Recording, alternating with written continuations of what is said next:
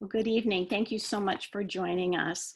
My name is Barry Erickson. I'm Community Engagement Coordinator at Wheaton Public Library. And tonight we have a wonderful, informative presentation for you.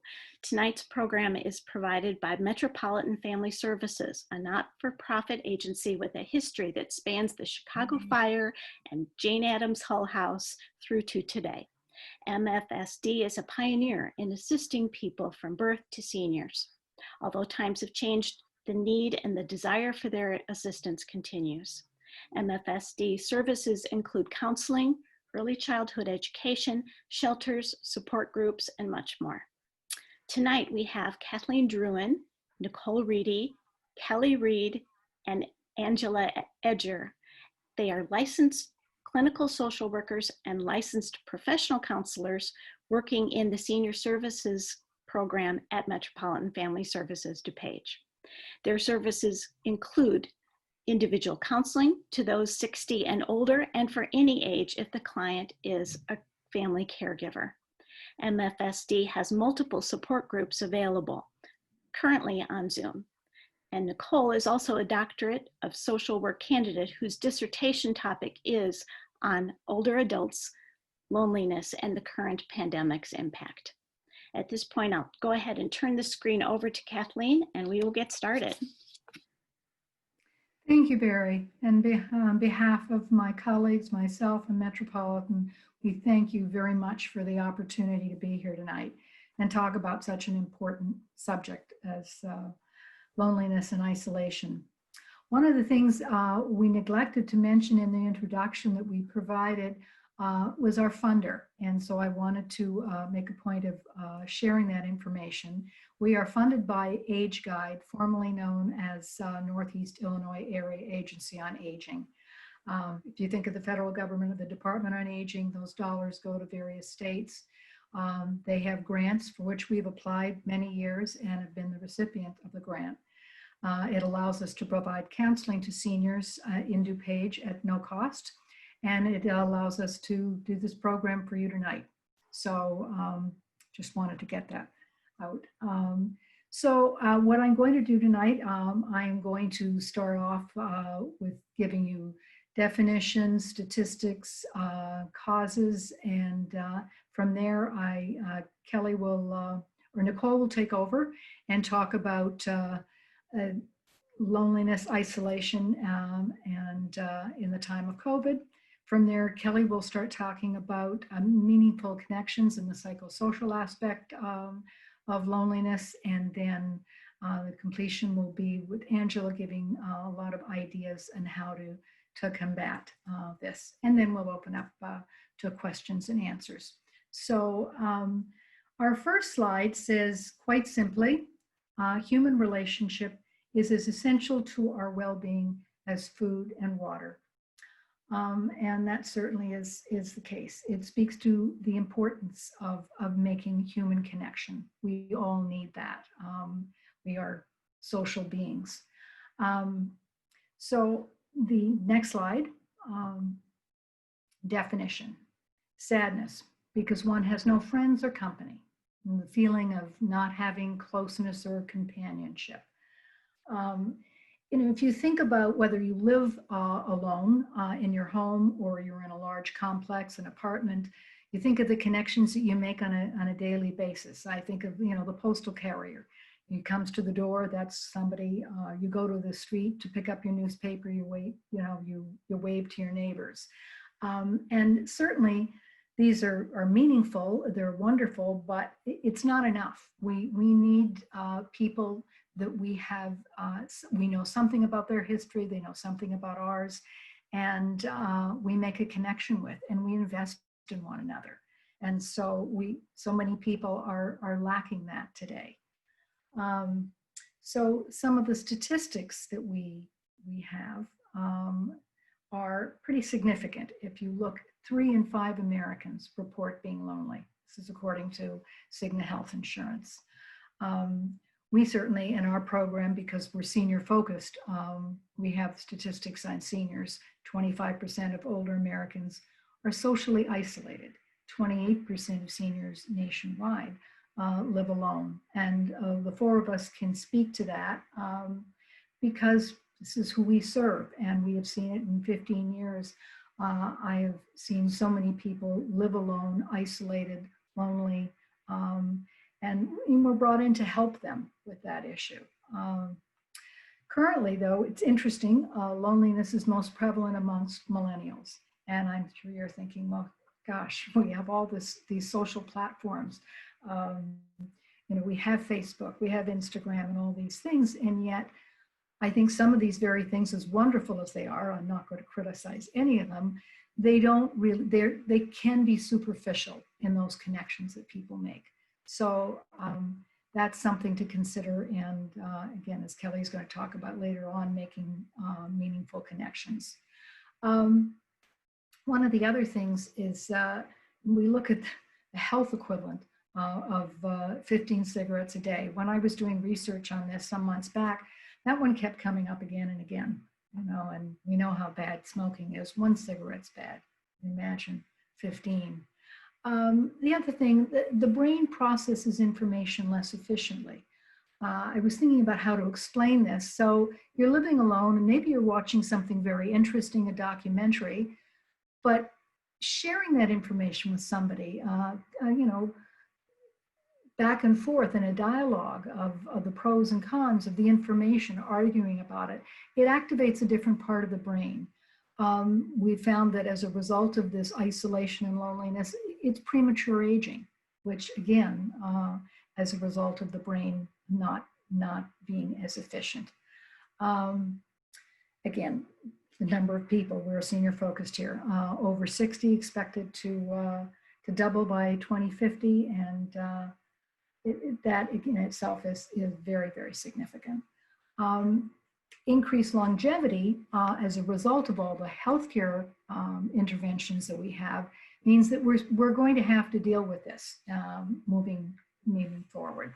It's essential that we address this. And I'm pleased to see not just our program tonight, but I've noticed over the last few months, and I think my colleagues have noticed this as well, there have just been a number of programs focusing attention on isolation. Again, I think COVID has helped bring that forth.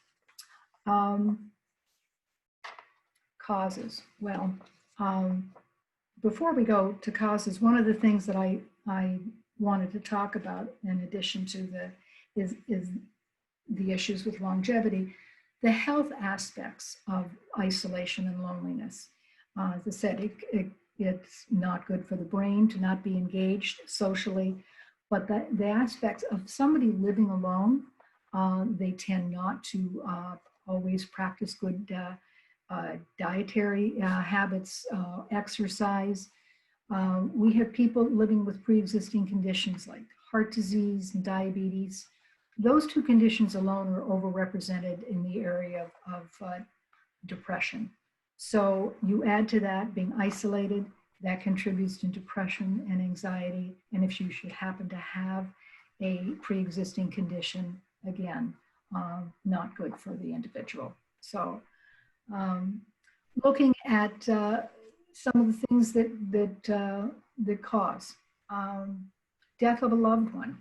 I was thinking earlier as an example I wanted to give, if you think of a couple living alone or not living together, one is not necessarily healthy, the partner is caring for them, and that loved one often has a lot of services that come in the home health arena.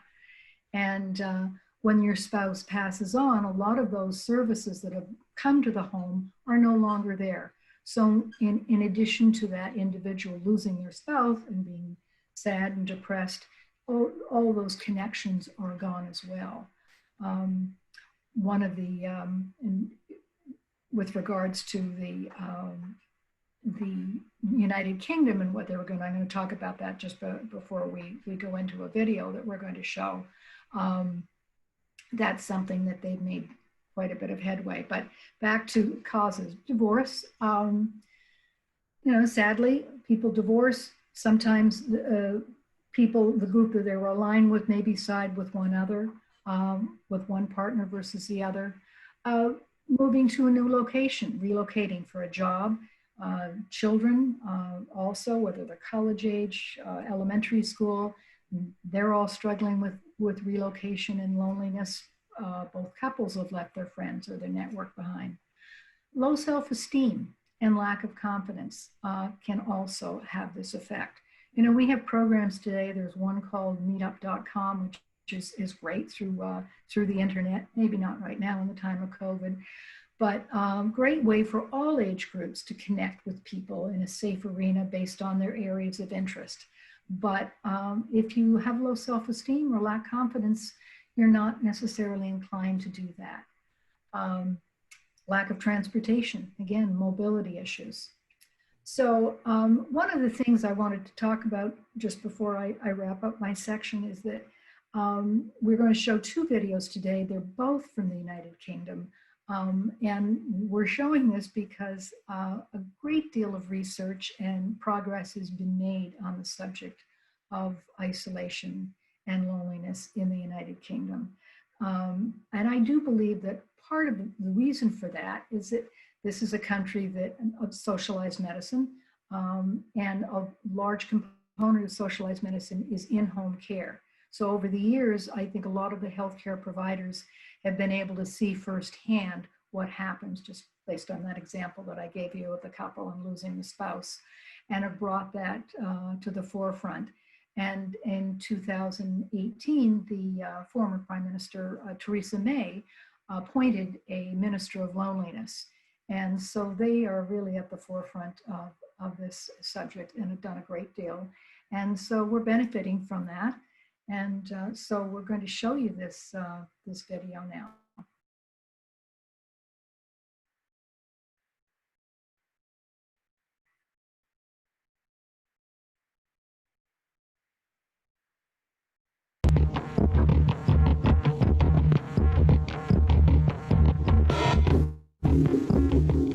So I've taken my phone off me and my tablet and my smartwatch. It's still early doors, but so far it's been remarkably quiet.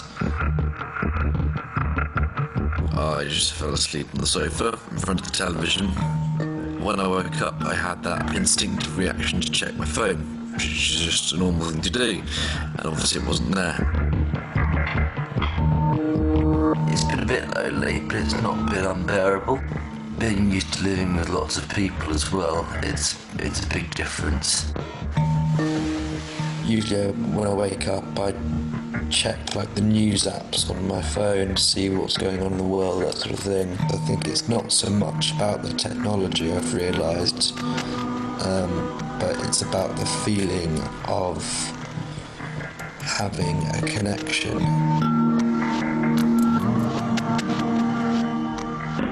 I can hear the people in the neighbouring flats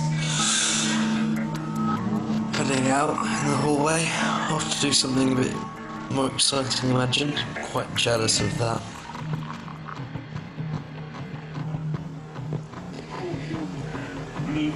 I'm starting to find it quite difficult, to be honest.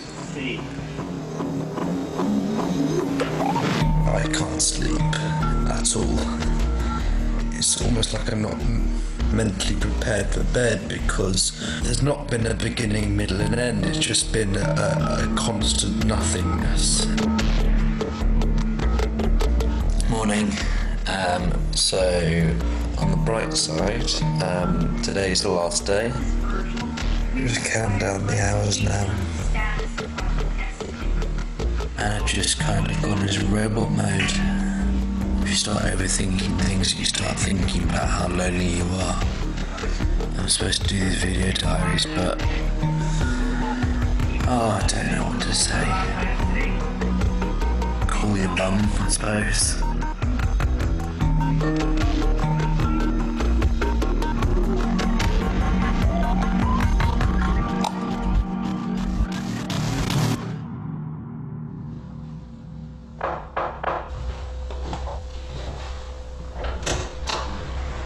Are you Joe? I am, yes, nice to meet you. Hello, Joe. How you doing? I'm very well, thank you. Come in.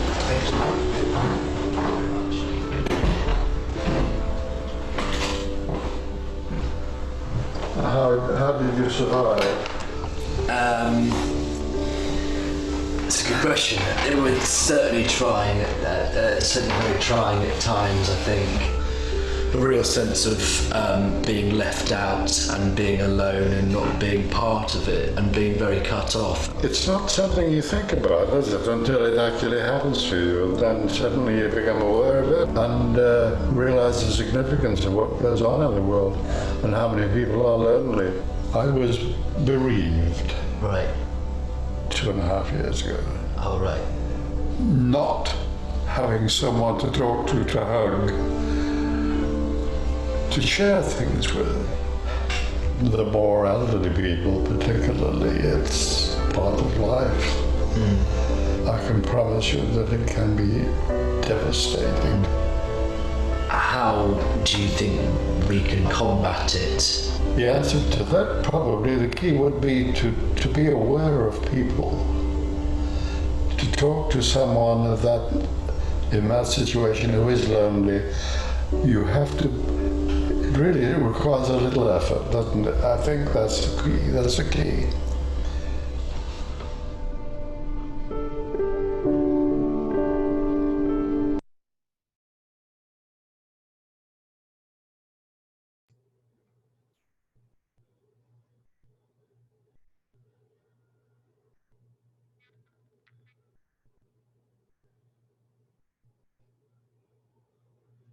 Okay. Hi, my name's Nicole. Thank you so much for sharing that video. As Kathleen mentioned, that was a video that's through the UK on the campaign to end loneliness, and they thought it would be an interesting idea for someone who's already experiencing their loneliness and somebody else to completely disconnect from their cell phone, from all technology, from all friends, just so somebody could get some type of a minimal understanding, kind of have some solidarity in terms of what people are experiencing when they are experiencing loneliness as well too. So I'm going to be talking about COVID-19 and the pandemic and how this is correlating to loneliness and isolation. So some of our facts do have to do with older adults, but keep in mind this is for a lot of these statistics are for all ages as well too. So the older adults age 60 and above, they have felt the greatest health consequences from this virus. These consequences include an increased death rate of people 50 and above. So in correlation to loneliness, when somebody's experiencing this loneliness, they're also at an increased risk for cardiovascular health problems, immune system health problems, any type of dementia or an Alzheimer's, and typically the premier or the first issue that a lot of people have in terms of loneliness is anything cardiovascular. So as of May 7th of 2020, there were 11 centurions that have survived COVID-19. You know, keep in mind it's been a few months since May, but I think it's also important, although all of this has been difficult for us without a doubt, it's important to keep in mind that people have been able to stay resilient and people have been able to get through that. So essentially what that means is 11 people over 100 have survived being diagnosed with COVID-19. So how is COVID-19 impacting older adults specifically? I'm also going to talk about all ages as well too. But specifically with older adults, you know, what we are seeing a lot of the times is in any type of assisted living facility, nursing home, independent living, anything like that, a lot of people right now are not letting anybody in. A lot of people that we are seeing specifically, they are not allowed to leave their room. And for those of you who have been or who have seen an assisted living facility, you know, those rooms definitely are not as big as our house. So it's difficult to try to keep busy, to stay active, to see people, especially when there may be a lack of activities. In addition, COVID, you know, we have all of these guidelines, right? Stay 6 feet apart, wear your mask, sometimes wear gloves, do what you can to social distance, essentially. So with COVID-19, this kind of correlates to an increased inability to be able to socialize with people, you know, how they were saying, I think it was like July 4th, they said that was one of the biggest spikes in COVID because everybody's used to celebrating with friends, right? You're at some type of a parade or you're at some type of an event. But now, even with the precautions, people are hesitant to do that. The things that we used to do, you know, right now it's October, it's Halloween time.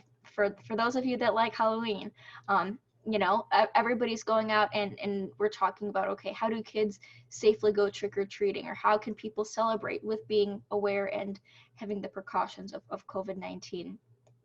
So it's impacting everybody, especially, you know, if you have somebody who does have a severe illness, you want to be able to stay away from them so that there's no chance of exchanging germs or anything like that.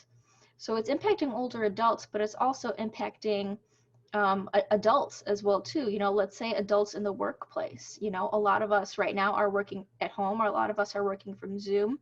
You know, although we get to Zoom and we get to see our coworkers in the little camera on the internet, it's still not the same thing as being in person and sensing somebody's personality, someone's companionship, or just being able to have some type of a joke.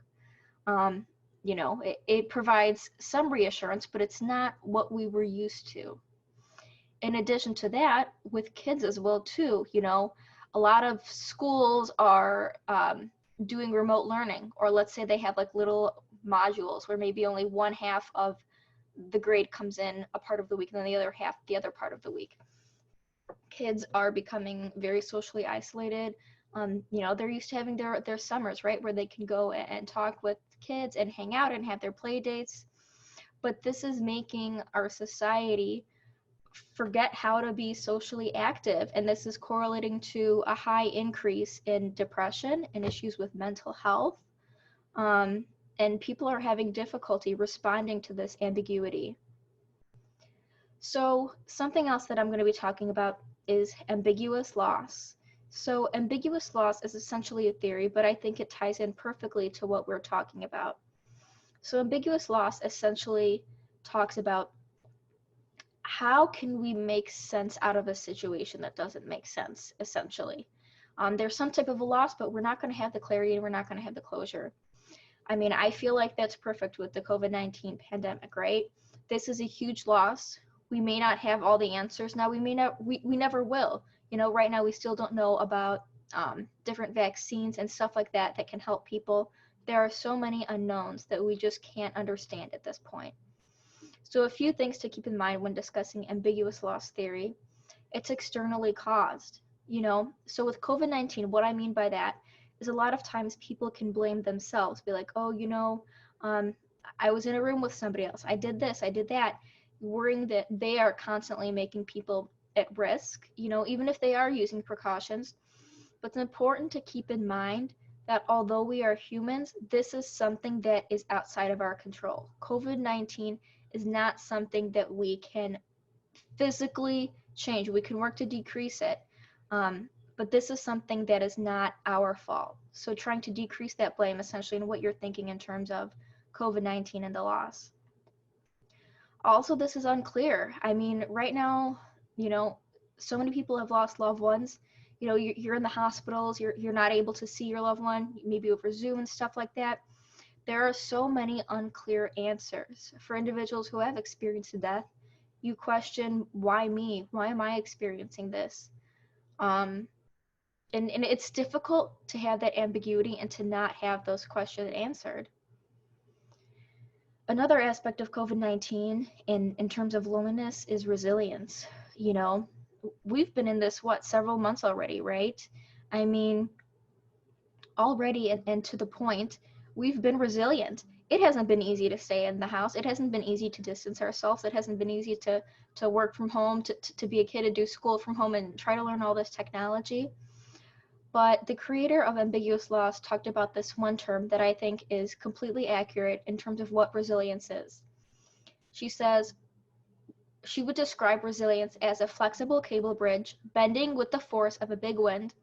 Human resilience is the ability to bend in a response to a traumatic force and then regains one's ability.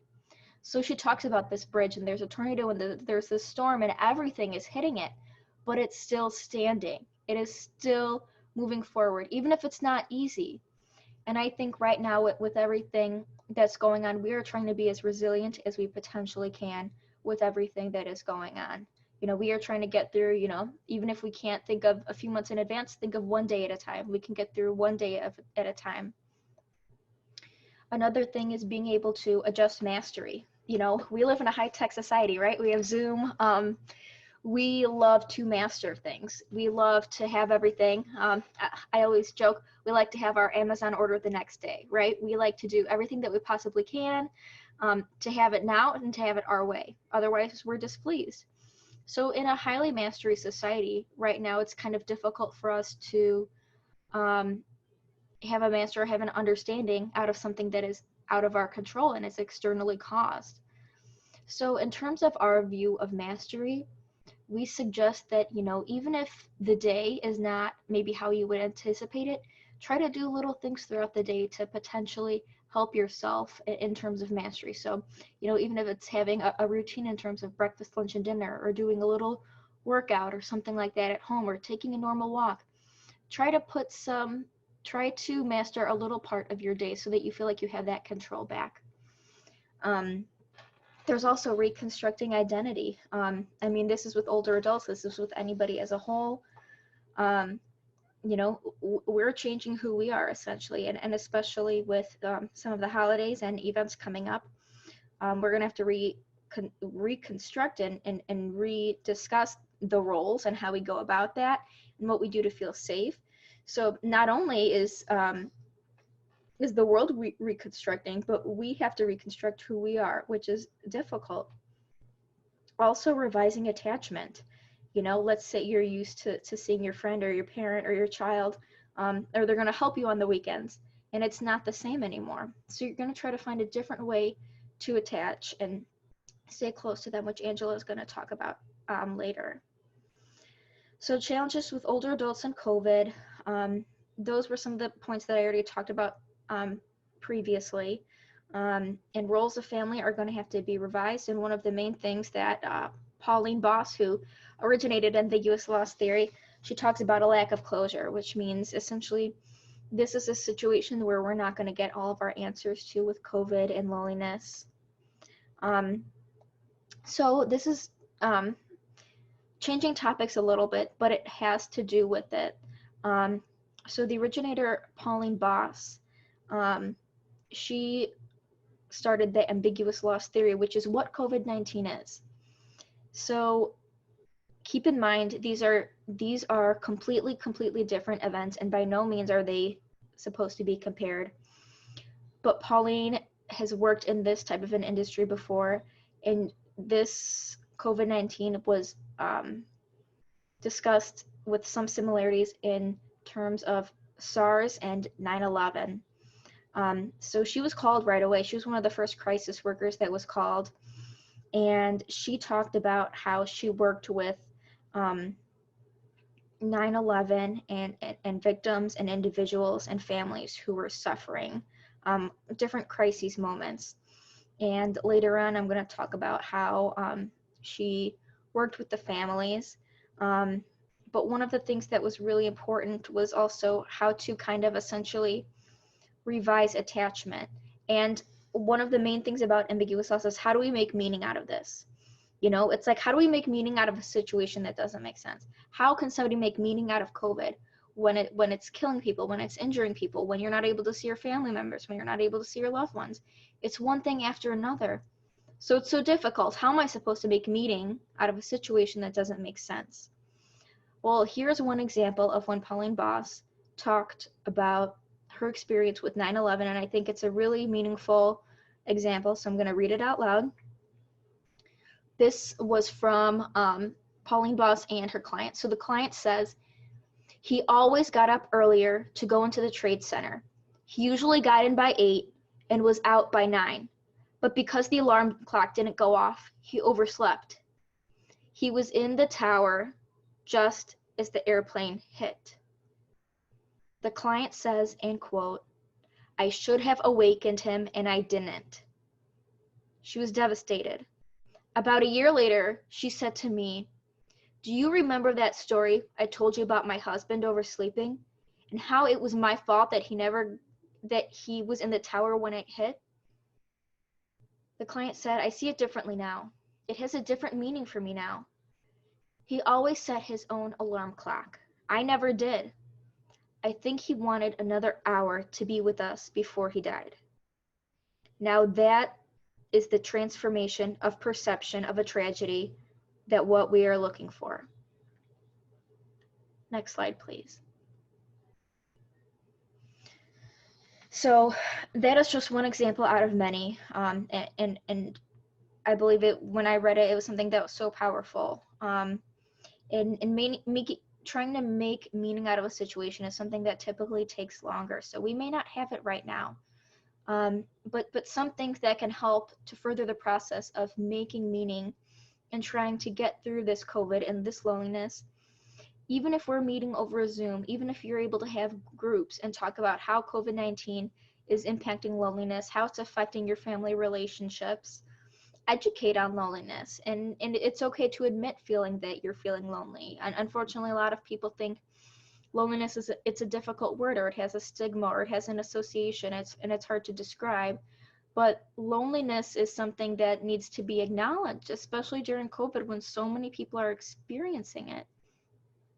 Meetings over Zoom or over the phone or even over mail, this could be something to help with increased connection. And this is what Pauline Boss did, and this was something that worked in her community, the community of 9/11 and those impacted by 9/11. So just a few things that I've noticed. There's, we all make meaning out of this from different situations. There was this one individual who had a few sons, and one of the sons never really visited her, but out of nowhere, he traveled from out of state, knocked on the door on Mother's Day, and hung out with her. And this was something that would have never happened before, but he wanted to make sure that his mom was okay, specifically with COVID and loneliness. So making meaning and understanding some of these things, it may take a little more digging to do, but it's something that is possible. In addition, somebody else found it to be very helpful to bake bread with their loved ones, something that they wouldn't typically do, but this was something that was safe. This was something that they enjoyed, and they enjoyed creating and making those memories. So trying to find some of that purpose. So later on, Angela's going to talk about how to connect with family, ideas for shared housing facilities, just to mention how to cope a little bit. So one of the most important things is to be able to express your emotions, whether that's crying when you're upset, journaling, talking to someone, calling a friend, whatever you need to do to get this off of your chest, especially so many people are experiencing the same things at this point. You can also share photos of loved ones that you have to keep, kind of feeling that sense of connection, or even making some scrapbooks as well too. So there are a lot of things that have happened with COVID. I mean, this has challenged us immensely. I think with all of this, sometimes it's easier to kind of go down the rabbit hole a little bit, which is completely understandable. I also think it's important to be able to try to find a little bit of that resilience, a little bit of that meaning making, a little bit of what did I learn from this situation, what strength and what good things have come from this. So for all of you who are listening to this conversation, if you could please put in your chat anything that COVID-19 has taught you, anything that you have learned about yourself, or anything that you have learned about others. And this can be anything to, no matter how small it may be, whether that's having more time to be able to cook, more time to spend with family. Some people enjoy being able to rest a little more. So feel free to write in the chat. And now I talked to many friends who said that they never enjoyed a summer so much, just as far as they were outside so much more. Mm-hmm. Being able to take advantage of the little things, right now we look back and we're kind of like, okay, what could we have, we take granted for giving a hug or spending time with somebody or just having a little bit of a celebration. It kind of makes you feel thankfulness as well too for what somebody has had.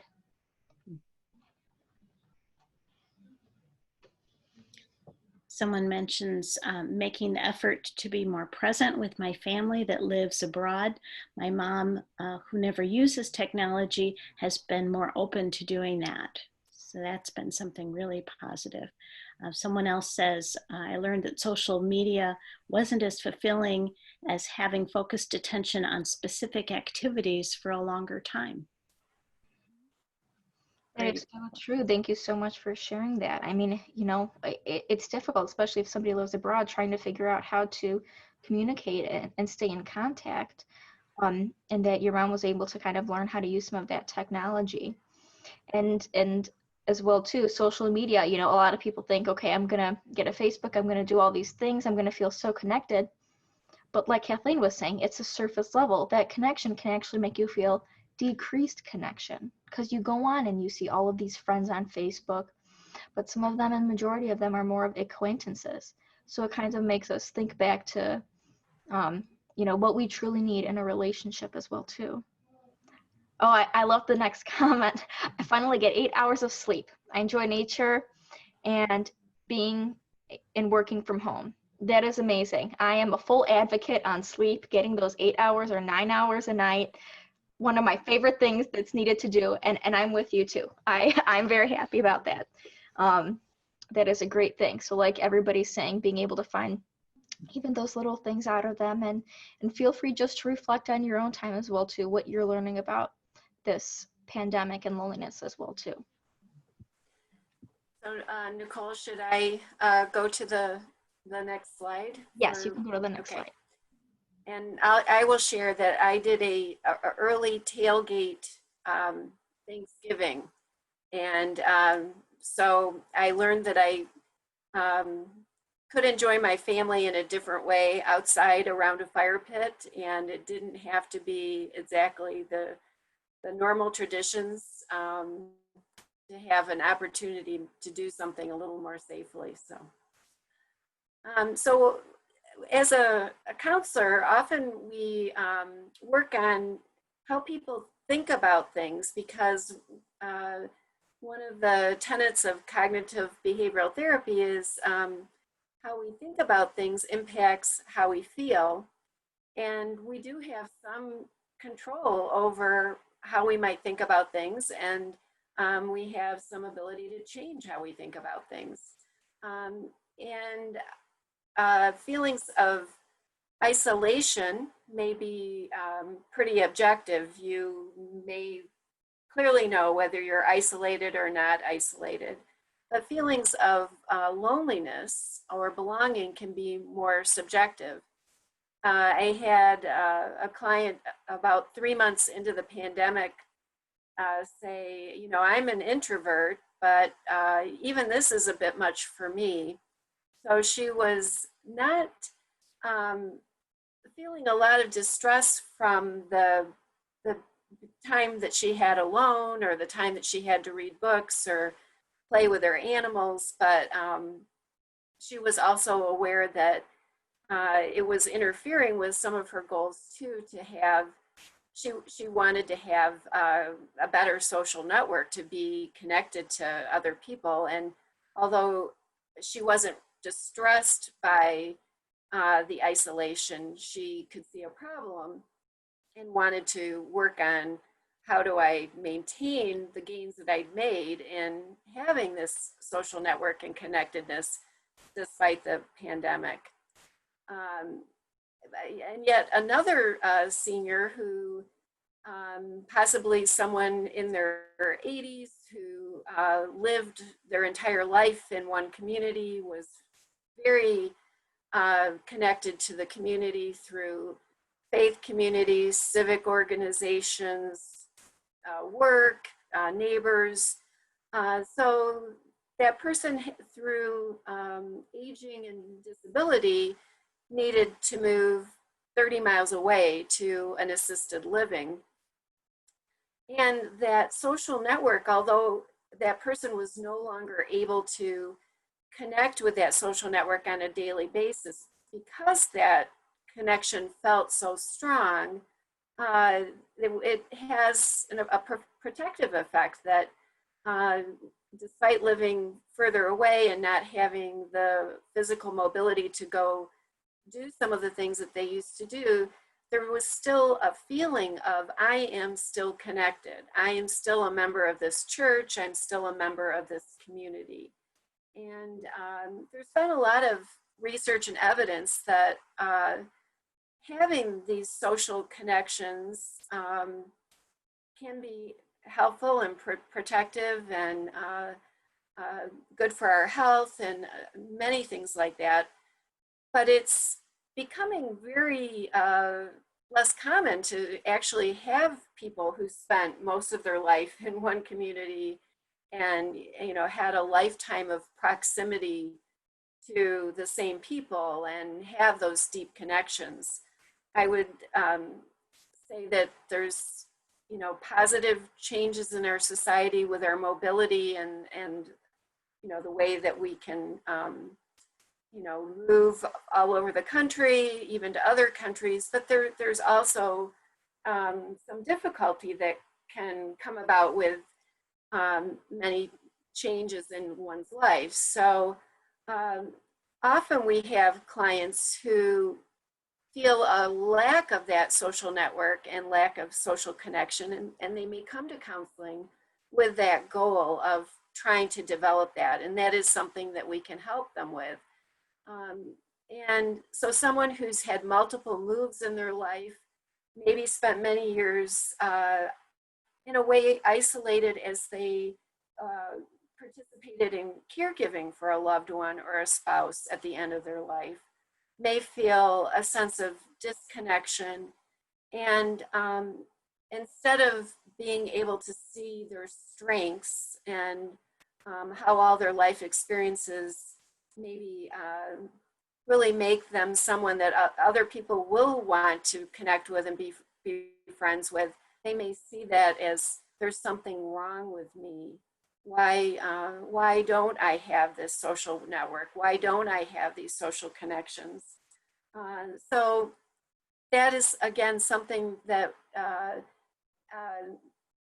people can work on in terms of having, as Kathleen mentioned, the confidence to be able to see what their strengths are and to begin to find ways to connect with their community.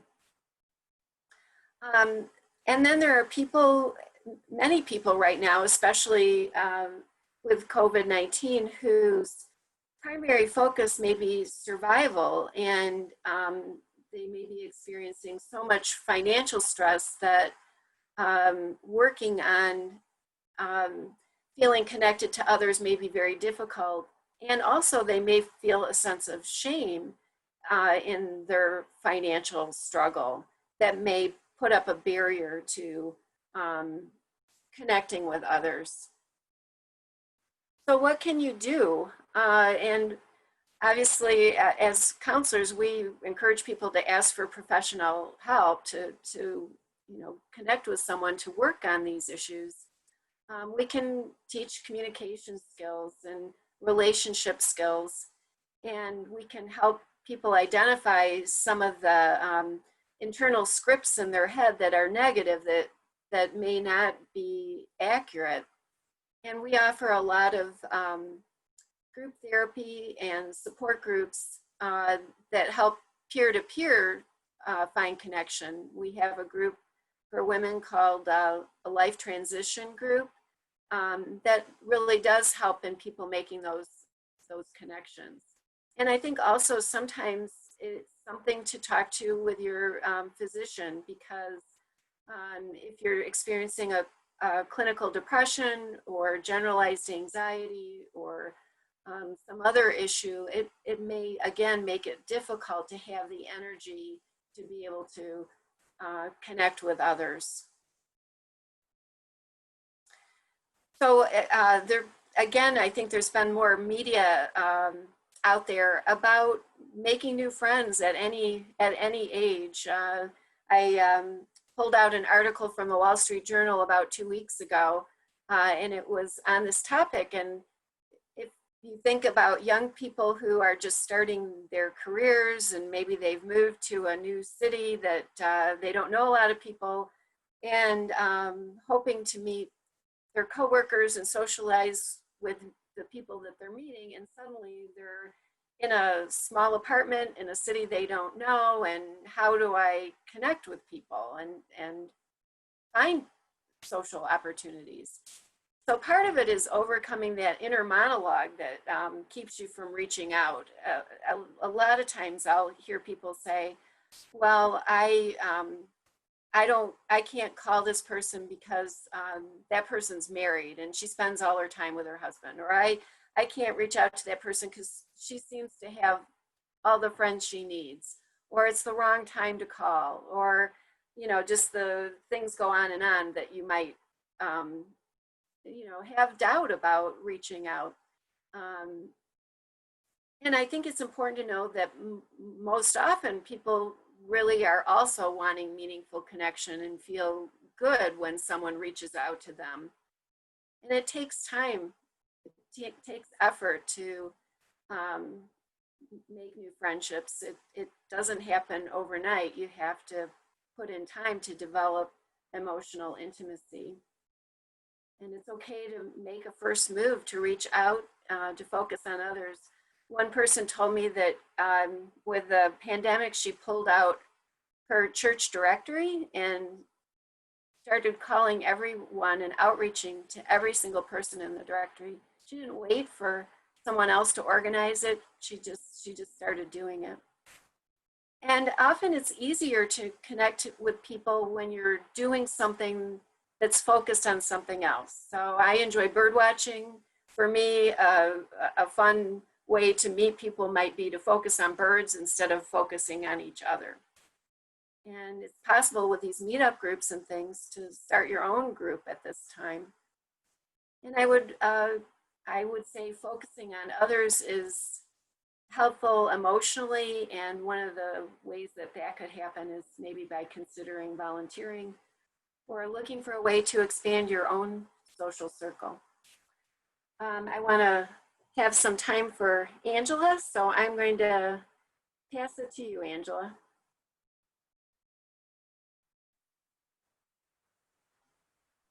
Okay, my That's volume. Yes, There you go. thank you. Hello, everyone.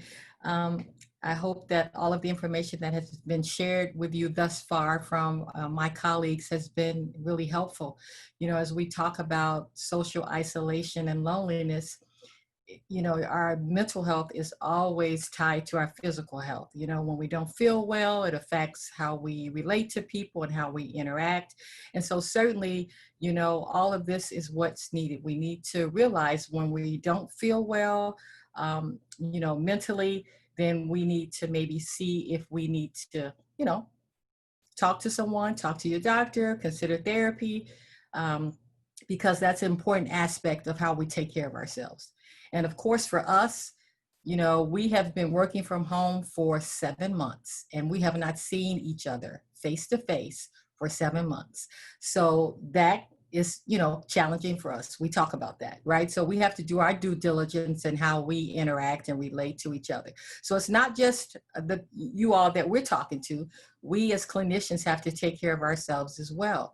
So what I wanted to talk to you about today is fun fall activities. Fall is my favorite time of the year. You see the pumpkin on display. I have a pumpkin behind me here.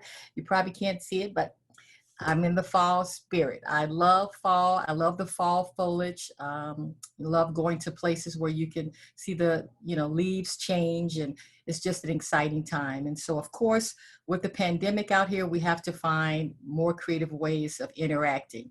So, as the PowerPoint says, fall is here. How do we make time to be creative? How do we find time to connect with others while practicing safety and social distancing? This is a chance for all of us to really focus on what is possible. We know with the pandemic, it limits a lot of the activity that we can do, but we want to focus on what we can do. So as you know, the beautiful fall leaves are changing colors.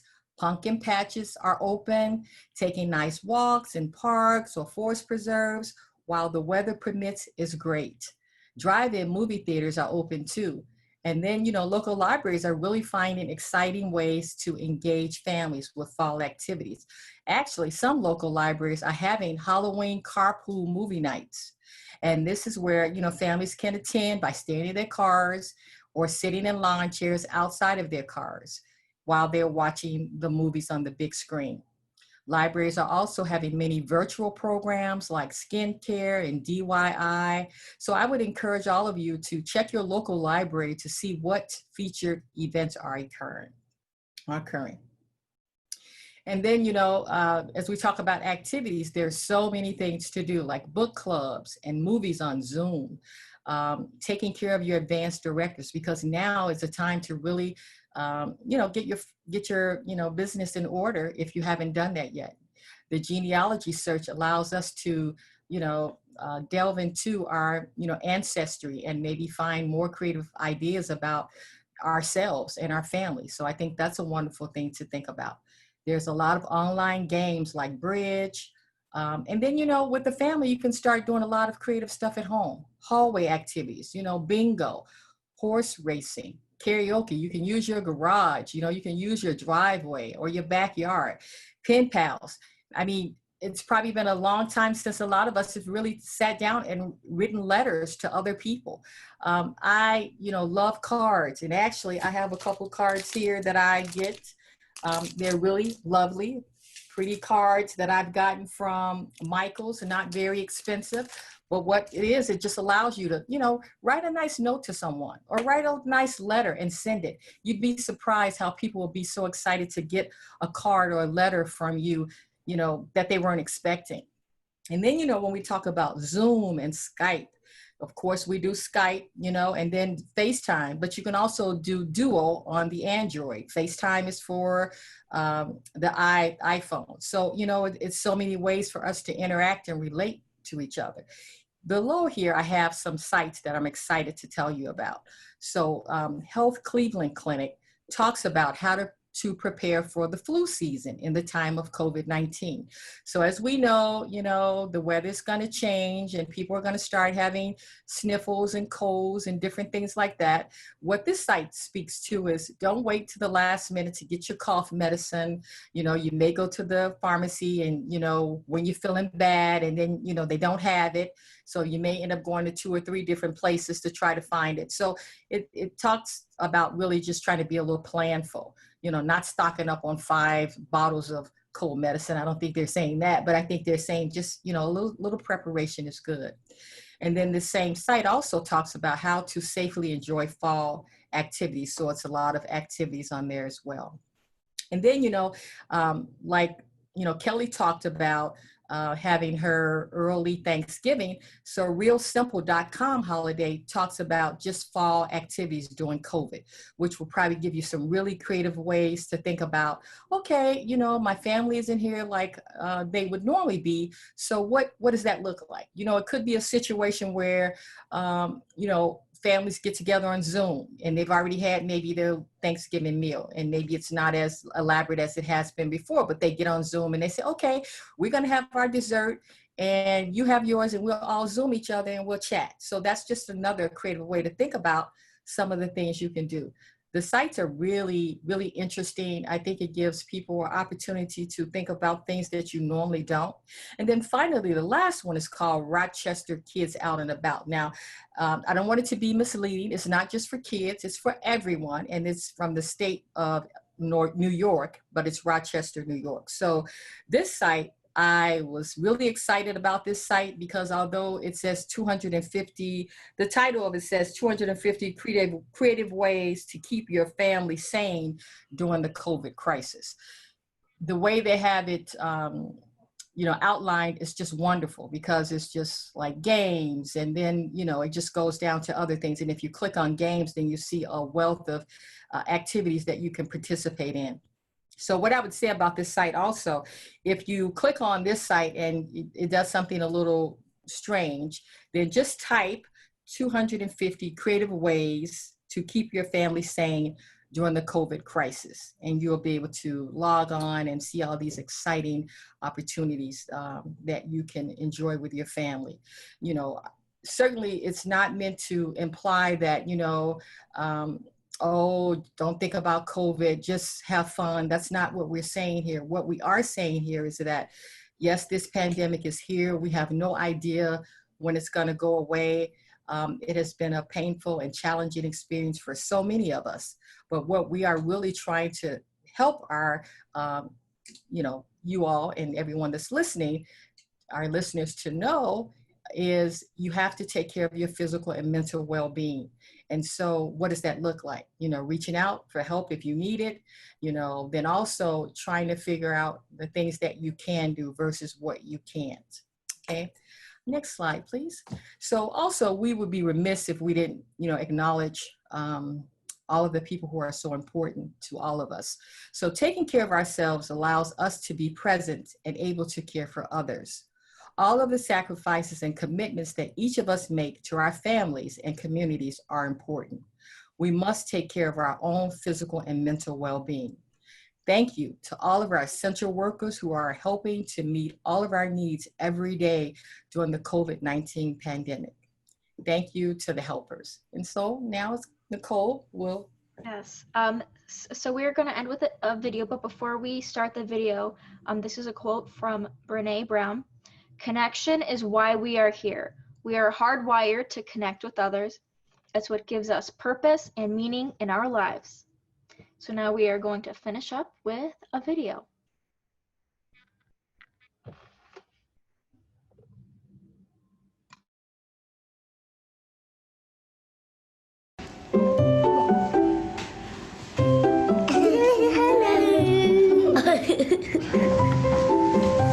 Hi.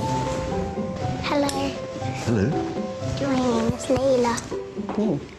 Are you here with your parents or? Yeah, with my mum. Are you shy or something? No. It's kind of boring having a tea or coffee by yourself.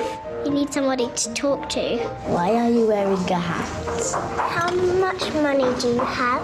Why is your hair white? It's a bit like the trees in autumn. You know, you can ask a tree, why are your leaves brown? Do you mean in the bank or? Like your pocket money and stuff like that. £560 a month pension. Wow. If you had that, what would you do? I would get a dog and get a house and a swimming pool and go on X Factor. Do you have Netflix? Nothing like that. I've just got a radio. We normally play Bulldog. You still play Bulldog? Yeah. I remember playing that. Peter Piper picked a peck of pickled peppers.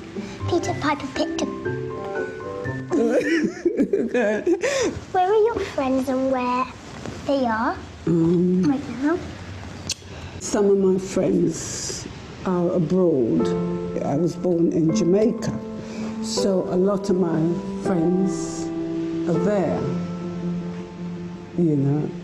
I mean, I'm new in London. Well, I've had hundreds and thousands of friends. At the moment, I've got a lot of Facebook friends. Well, maybe I could sit with you and have some coffee. Yeah? You like coffee? Yeah. Do you? What's your favourite? Hot chocolate. Hot chocolate. Why can't everybody be friends? That's a good question. It's not as easy as that, really. So I couldn't walk up to somebody in here and say, would you like to play with me? That'd be a bit strange. I think everyone should talk to everybody. That's the nicest thing I've heard all day. You've really made my day. Making friends is easier than eating chocolate. I think everyone in the world should have one big party and become friends.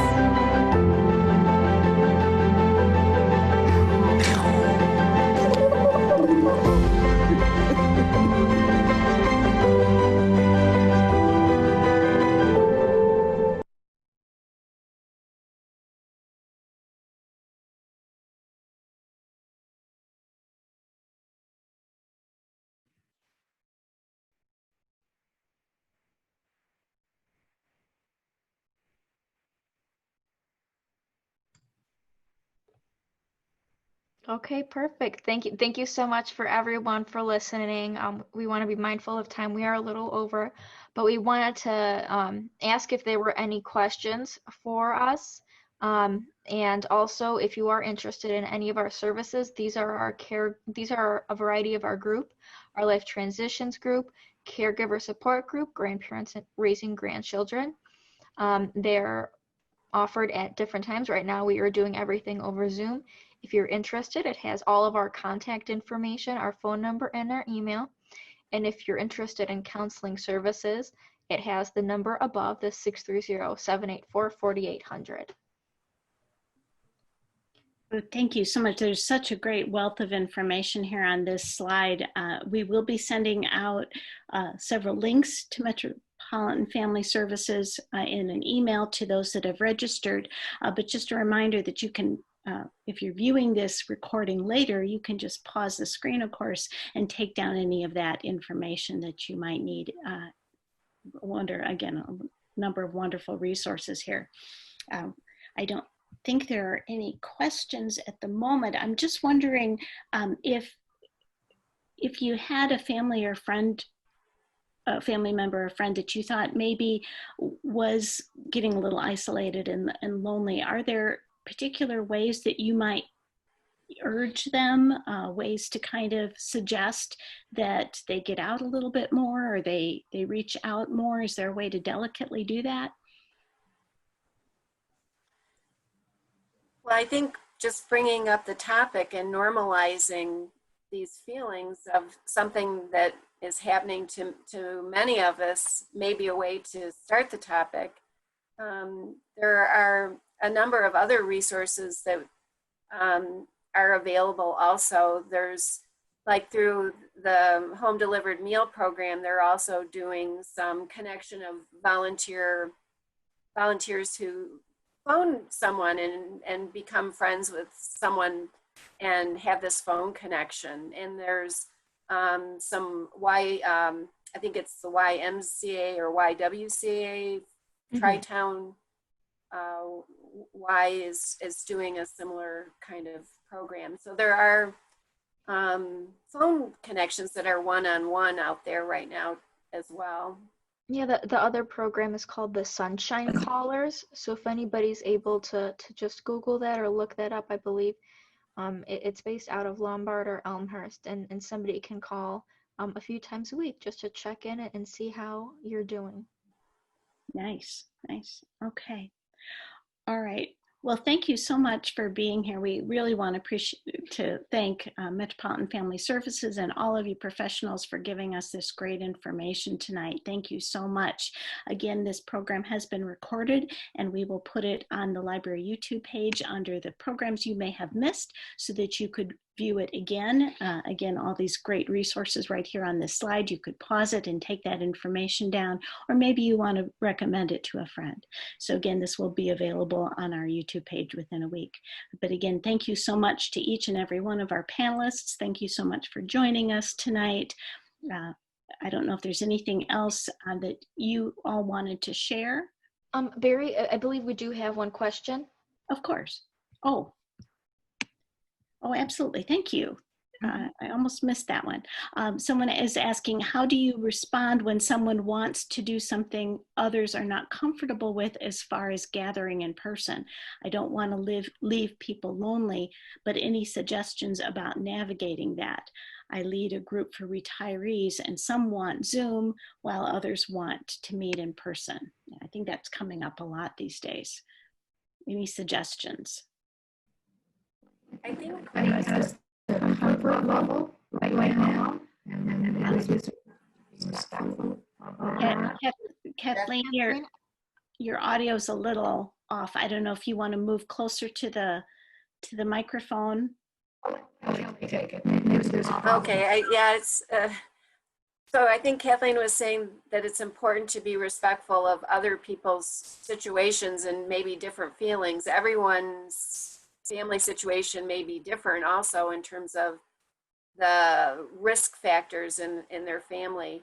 I know this subject, it's a big one for me actually, because my parents are both 85 and they are much more socially out there than I am. And so we frequently are having little negotiations and I think if you're getting together as a group to really make it clear what the expectations are. So to in advance say we will be wearing masks, we will be, outside, we will be 6 to 8 feet apart. When I visited my parents, I stayed in a camper in the yard, and that was a hard negotiation because they really wanted me to be in the home with them, but they accepted my alternative plan. And I think just talking. I think it's really important, as Kelly was saying, I'm seeing this a lot too, where, some people have the viewpoint that coronavirus may not be as harmful as it is, and people are going in gatherings without wearing masks. They're giving each other hugs. They're hanging out at close distances, while other family members are, very worried about the coronavirus as a whole. I think it's important to keep in mind your own values, your own morals, and like your own boundaries, and know what you specifically do and do not feel comfortable with, and staying true to that. In addition, if somebody is going over, if you're going at a group meeting place, allow the people to come who do feel comfortable. But if you're having something over at your house, having your own rules and your own boundaries so that everybody feels comfortable, whether you want everyone to wear masks, stay at a distance, but everyone needs to stay comfortable. Okay, thank you. Yeah, it's a good question and something that has been coming up a lot. So I'm glad that we got to that. Thank you. So Barry, Right. I just wanted to add to that. I think it's important, like Nicole said, to set your own boundaries, because I was talking to a client this week, and she was saying a couple of people came over her house, but she really had a lot of anxiety about it because she really didn't want them there, and so I said to her, I said, well, maybe just telling them how you feel about it, that it's not that you don't care for them or don't want to spend time with them, but because of the virus, you feel a certain way, so that they'll understand, because it's not comfortable. I mean, if you have someone at your house and they're not abiding by the rules that you think they should be, you have the right to say, no, I don't think we can do that here. But then give them some alternatives, like, people are meeting outdoors, and keeping 6 feet apart, and meeting at parks, or, so as we talked about, think about what you can do. And people who want to do Zoom, it's wonderful. We can connect like we're connecting here. Those that want to try to meet outdoors, those that are comfortable with it, set some boundaries and parameters around that, those are our thoughts. Great. Thank you. Well, and again, thank you so much to Metropolitan Family Services and to each and every one of you counselors who are panelists tonight. We really appreciate all the insights that you've given us tonight. Again, this program will be recorded. It has been recorded and will be on the YouTube page for watching later. So good night, everybody. Thank you so much for joining us. Have a wonderful evening. Everyone stay safe, and we hope to see you again soon. Good night.